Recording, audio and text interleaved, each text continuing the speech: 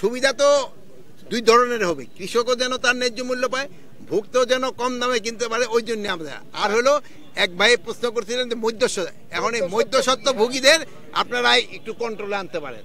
এই লাভটা কিন্তু মধ্যস্বত্বভোগীরা বেশি নিয়ে যায়, এবং তারা ওই যে বড় বড় বলেন না যে বিল্ডিং বিল্ডিং তারাই করে ফেলায়।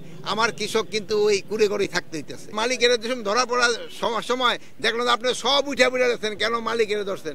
এই মালিকরা তো উচ্চ শ্রেণীর, গরিবের জন্য কথা বলেন। সুনির্দিষ্ট অভিযোগ থাকলে ইসের কিন্তু কৃষি এটা কিন্তু এটা মনিটরিং সেল আছে, এটা সভাপতি আমাদের ডিসি সাহেবের সাথে কমপ্লেন করবেন।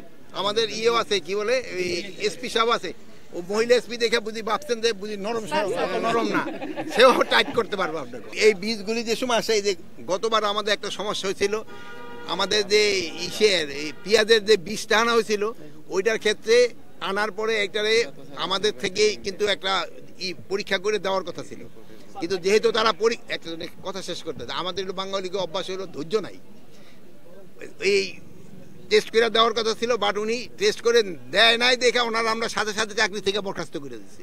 যার দায়িত্ব যে যদি ঠিক মতো না পালন করে, আমার এই পিছনে বাইরেই কিন্তু সরকারি কর্মচারী, তারা যদি তাকে দায়িত্ব ঠিক মতো পালন না করে, তাদের এগেস্টে ব্যবস্থা নেওয়া হবে, বিভাগীয় ব্যবস্থা নেওয়া হবে।